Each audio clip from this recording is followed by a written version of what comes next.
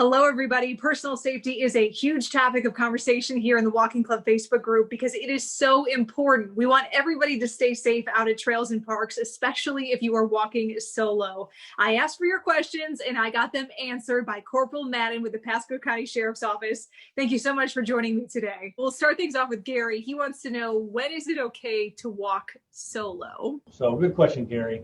You can walk by yourself, but you're healthy enough. One, I'm a big fan of letting people know what's going on, right? Hey, call whoever that you can trust. Say, hey, look, I'm going to take a walk. No one's available, but I'm going to be walking this time. I should be back about this time. Probably want to bring some sort of hydration or, water, Gatorade, something, snack.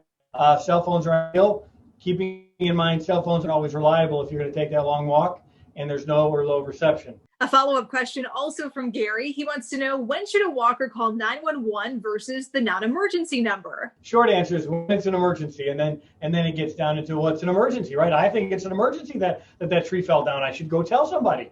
And the reality is that's not an emergency. So when you feel that it's paramount, life or death, or immediate response by law enforcement or fire rescue, that someone respond at that moment to address whatever you're seeing, is when you call 911. Donna is asking, is pepper spray legal? If so, should we carry it? Short answer is yes, with restrictions. And I ask that you do research to find out if those restrictions are applicable to you. The other question was about, taser and mace. So does that kind of fall in the same category?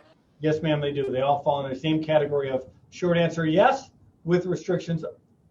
Do your homework, do your research to make sure you're doing the right thing. What about a stick? Walking sticks are fine. What would you say is the best form of, self-protection, self-defense, just in general, when you're out walking alone? Prevention. Before you even take that walk, letting people know what's going on, right? Having a plan. Probably another reason why it's good to walk with somebody, right? So you can share the responsibility of what the heck is going on around me. I'm curious what your take is on, listening to music or a podcast with your earphones in. What do you think about that? Not only does it take away the sense of hearing, you're jamming out to whatever you're listening to, but then you're also focused in on it, so then your mind is not in tune. So I'm a fan of no headphones. I'm a fan of playing it on my phone or playing it audio so I can hear it, and yet I can still pay attention. Sometimes you may not be the victim of something, right?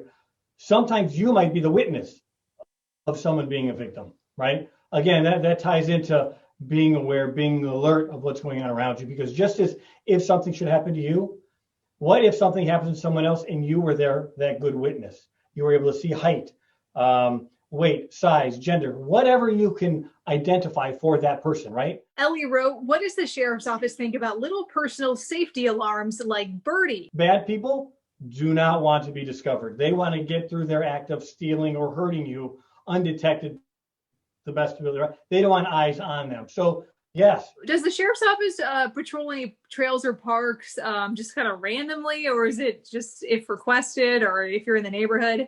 All of the above. And the last question would be, is there a way to find out if predator activity has been reported at a certain park? Short answer is you can find that out, you as in the general public, if you go on our sheriff's office webpage, or you can do a records request for that park address, and you can get that information. Or also they can go on the Feely website and check that neighborhood they're looking at themselves. Corporal Madden, thank you so much for taking the time to chat and answer all of our questions. I really appreciate it. If you'd like to read more about what he had to say, you can find a full article on our website, abcactionnews.com. Just look for the Good Morning Tampa Bay section.